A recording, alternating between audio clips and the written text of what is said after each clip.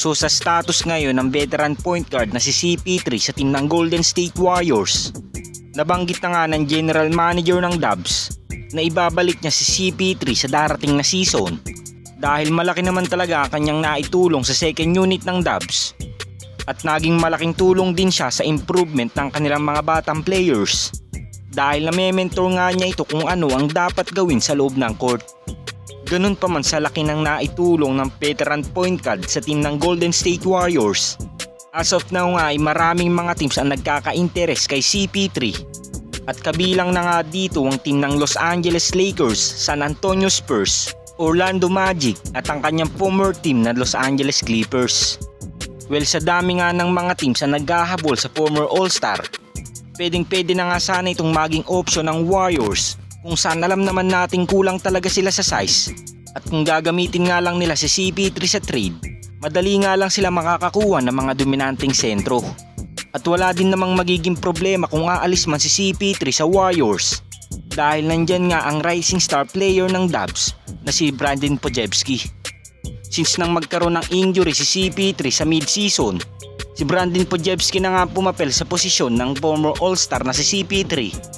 At nakita naman nating mga fans na hindi niya binigo ang Warriors front office. Matapos nga nitong mag-average sa season ito ng 9.2 points, 5.8 rebounds at 3.2 assists per game. At hindi pa nga din kasama ang iilan niya mga defensive game na kung saan nakakapagbigay nga siya ng impacts at energy sa kanilang mga role players. Ngunit ang tanging magiging problema nga lang ng batang player na ito kung maghahangad ang Warriors ng isang star player na mataas-taas ang value.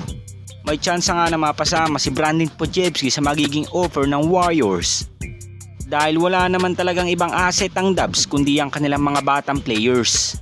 At pwede rin naman nilang bitawan sila Draymond Green, Klay Thompson, Andrew Wiggins at kanilang mga veteran players.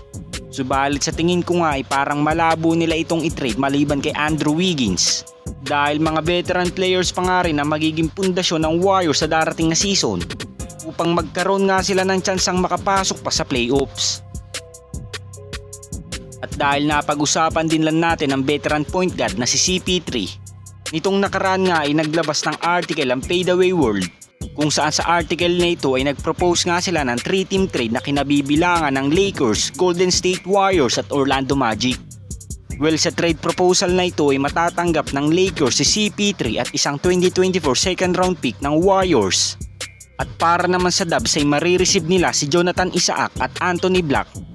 At para naman sa Orlando Magic ay marireceive nila si D'Angelo Russell, Gabe Vincent at isang 2026 lottery protected first round pick from Warriors. So kung pag-aaralan nga natin ang trade na ito ay parang balanse lamang ito sa lahat ng teams dahil magkakaroon na nga ng veteranong point guard ang Lakers at magkakaroon naman ng big man at point guard ang Warriors. At matutulungan naman ni D'Lo at Vincent ang mga batang players ng Orlando Magic na kung saan alam na nga nating nakapagpakita sila ng mataas sa potensyal nitong playoffs.